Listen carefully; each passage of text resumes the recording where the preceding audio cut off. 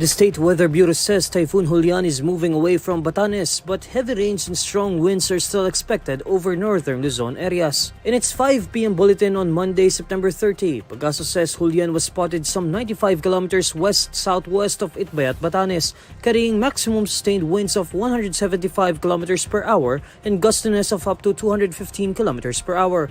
Intense to torrential rains are expected over Batanes, Babuyan Islands, and Ilocos Norte until Tuesday afternoon, October 1.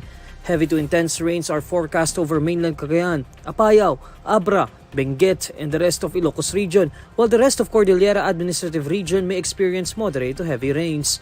Signal number 4 remains over Batanes, where typhoon force winds may cause significant to severe threat to life and property. Signal number 3 is hoisted over the northern and western portions of Babuyan Islands, where moderate to significant threat to life and property is possible. Meanwhile, the northern and western portion of mainland Cagayan, Apayao, Abra, Kalinga, Ilocos Norte, and the northern and central portions of Ilocos Sur are under signal number 2, where minor to moderate impacts are expected. 12 areas in northern Luzon are placed under signal number 1 as strong winds may cause minimal to minor threats. According to Pag-asa, Julian will continue intensifying and may reach super typhoon category by Monday evening. Julian is expected to exit the Philippine area of responsibility on Thursday, October 3. The National Security Council is verifying the allegation that dismissed Bamban Mayor Alice Guo is a Chinese spy after a Chinese tycoon linked her to espionage operations.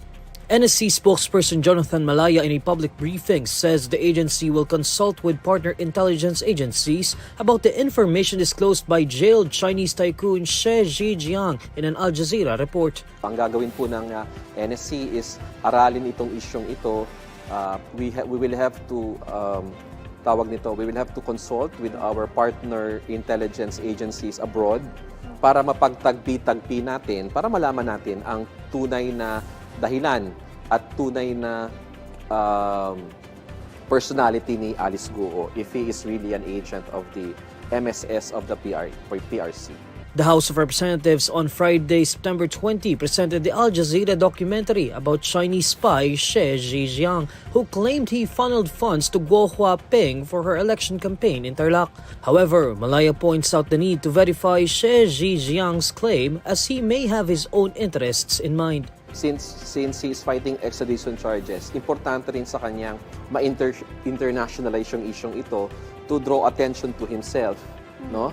By saying I'm an MSS spy at may mga kilala akong MSS spy para magkaroon ng simpatya sa kanya yung mundo para hindi na siya ma-extradite. Kasi sinasabi niya, pag tumuntong na daw siya sa kalupaan ng PRC, mamamatay daw siya. Guo faced the House Quad Committee for the second time on Friday as the 4 panels continued their probe into the illegal activities inside Philippine offshore gaming operators. When Guo was confronted with a documentary, the dismissed mayor vehemently denied the allegation that she was a Chinese spy, insisting she loved the Philippines. Defense Secretary Gibo Teodoro says local authorities should have raised concerns about the proximity of Bamban Town's Philippine offshore gaming operator hub to a key military base. In an ambush interview on Monday, September 30, Teodoro notes that the Pogo hub linked to dismissed Mayor Alice Guo is very close to Camp O'Donnell Base in Capas, Tarlac, home of the Philippine Army's Training and Doctrine Command. It is curious that a 32-building complex was operating within 2 minutes flying time away from the trade dock and the light armor division. All the authorities should have been aware of this at that time, particularly the local authorities. Camp O'Donnell Base is a frequent venue of the annual War Games between Manila and Washington. The base is also only about 14 kilometers away from the raided Pogo hub, Zunyuan Technology. Guo is being investigated by the Senate and the House of Representatives over her involvement in the operation of this now illegal enterprise. Allegations that Guo is a Chinese spy gained new traction as House lawmakers confronted the dismissed mayor with an Al Jazeera documentary where her name cropped up in a dossier allegedly kept by a Chinese tycoon jailed in Thailand. The Chinese tycoon Xie Zhijiang claimed to have a dossier confirming the presence of Chinese spies, which included Guo's Chinese name, Guo Huaping.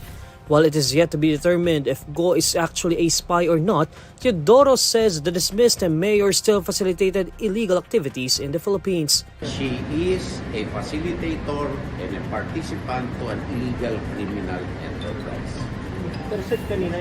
Whether or not she's a spy, that is something yet to be determined with finality by the proper authorities. But whether or not she is a spy, she's a Chinese national who engaged in that kind of activity here in this country. And we see a pattern of these kinds of activities throughout the Philippines. You need not be a spy giving information or anything, but destroying the economic, political, and social fabric of this country. For her part, Guo responded with unusual anger to the allegations that she was a Chinese spy, repeatedly telling lawmakers that she loved the Philippines. Guo is currently facing several cases in court, including graft, a non-bailable qualified human trafficking charge, a quo warranto case, and a petition to cancel her birth certificate. Senator Imee Marcos is withdrawing from the administration's Senate slate for the 2025 midterm elections. In a press conference on Monday, September 30, the senator says her decision was supposedly meant to protect her younger brother, President Bongbong Marcos, from being placed at risk and to shield her friends from getting hurt. Para hindi na malagay sa alanganin ng kapatid ko, kasi kinakabahan na nga siya, baka kung ano daw, yung aking ading, baka malagay pa sa alanganin at yung mga kaibigan masaktan. Mahigi na yung tumayo kong mag-isa kahit napakahirap umikot na mag-isa. She was later asked by reporters if this meant that she was withdrawing from her brother's official Senate slate, to which she answered in the affirmative. According to the senator, she's well aware of the hardships that she would face in relation to her decision. Maraming nagsasabi noon na ako'y namamangka sa dalawang ilog. Ang ninanais ko ay ako ang daan kung saan magtatagpo ang lahat ng ilog. Tangway, ika nga sa atin. It's a tremendous sacrifice to stand alone. But I need to be free to cross the line, to talk to all parties, and to get things done. Unity was a dream that I shared in 2022, and I hold fast to that dream of unity for all Filipinos. Meanwhile, President Marcos seems to have no problem with his sister's decision to refuse to be part of his senatorial slate for the 2025 elections, saying it was her choice. The president also said his political alliance, the Alianza para sa Bagong Pilipinas, will continue to support Imee's senatorial bid. Yep, that's fine. That happens. I've run as an independent myself many times, and so that is her choice. I suppose it gives her a little bit more scope and freedom to make her own schedule and to campaign in the way that she would like to do. But, you know, the Alianza is still behind her. We are still continuing to support her. And if down the road she chooses to join us in our campaign sorties, she is, of course, very welcome. On September 26, the president announced the administration's 12 senatorial candidates for the 2025 elections under the newly formed political coalition Alianza para sa Bagong Pilipinas. However, two candidates have backed out from the shortlist, namely Senator Imee Marcos and former Senator Ping Lacson, who clarified that he is also running independently and is merely a guest candidate of the Nationalist People's Coalition.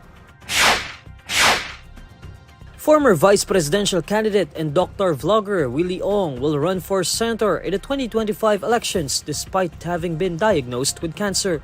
Ong announces his candidacy on his social media on Monday, September 30, saying that he intends to file his certificate of candidacy on October 2. Announce ko na rin naman, yung mga umabot sa dulo, magpa-file po ako for senator. I'll be filing for senator sa October 2, Wednesday.